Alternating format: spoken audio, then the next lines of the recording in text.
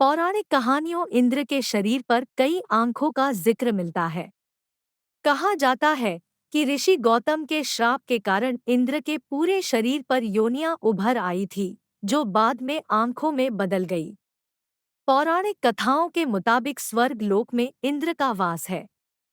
इंद्र अपने चारों ओर कई सुंदर अप्सराओं से घिरे रहते हैं और उनके साथ काम क्रीड़ा करते हैं।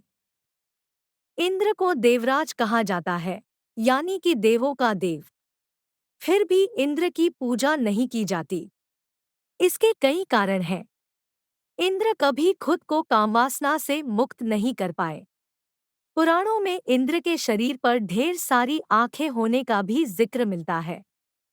कहते हैं कि एक बार इंद्र ने महान ऋषि गौतम की पत्नी अहिल्या के साथ धोखे से संबंध बनाए थे। जब ऋषि को पता चला तो उन्होंने इंद्र को श्राप दे दिया, जिससे उनके शरीर पर 1000 योनियां आ गई। बाद में ये योनियां आंखों में बदल गई। ब्रह्मवैवर्त और पद्मपुराण के मुताबिक एक बार इंद्र भ्रमण पर निकले। आसमान से उनकी नजर जंगल में बने एक ऋषि की कुटिया पर पड़ी। उस कुटिया में उन्होंने एक बहुत ही सुंदर स्त्री को देखा। इंद्र उस महिला को देखकर मोहित हो गए। उनसे रहा नहीं गया। ये कुटिया महान तपस्वी गौतम ऋषि की थी।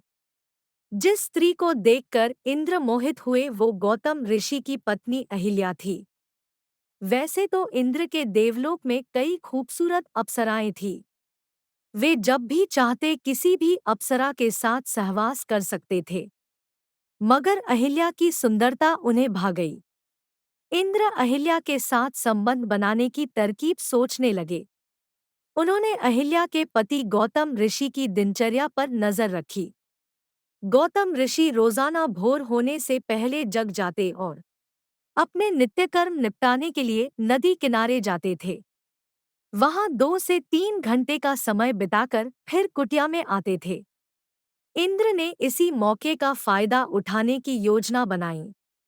एक रात जब गौतम ऋषि और अहिल्या सो गए, फिर कुछ समय बाद इंद्र ने अपनी शक्ति से भोर होने का कृत्रिम आवरण बना लिया। ऋषि गौतम को लगा कि सुबह होने को है। वे रोजाना की तरह उठ गए और नित्य कर्म के लिए निकल पड़े। इंद्र ने गौतम ऋषि का भेष धारण कर कुटिया में प्रवेश किया। अहिल्या को लगा कि उनके पति नित्यकर्म से निपट कर आ गए हैं। फिर इंद्र ने गौतम ऋषि के भेष में अहिल्या से प्यार भरी बातें की और उसके साथ संबंध बना लिए। दूसरी ओर जब ऋषि नदी किनारे पहुंचे तो वहां के जनजीवन को देखकर उन्हें आभास हो गया कि किसी ने धोखे से सुबह का आवरण बनाया है। वे तुरंत अपनी कुटिया में पहुंचे, जहां उनके भेष में इंद्र उनकी पत्नी के साथ सो रहे थे। ये देखकर गौतम ऋषि आग बबूला हो गए। उन्होंने अहिल्या को पत्थर बनने का श्राप दे दिया। वहीं कामवासना के मोह में गिरे इंद्र को भी श्राप दिया कि उसके शरीर पर 1000 योनियां उग आएंगी। वह चाहकर भी किसी स्त्री के साथ संबंध नहीं बना पाएंगे। देखते ही देखते इंद्र के पूरे शरीर पर योनियां उभर आईं। इंद्र को अपनी गलती का एहसास हुआ और उन्होंने गौतम ऋषि से क्षमा याचना की। ऋषि ने इंद्र को माफ कर दिया, लेकिन कहा कि एक बार श्राप दे दिया, इसलिए वापस नहीं हो सकता।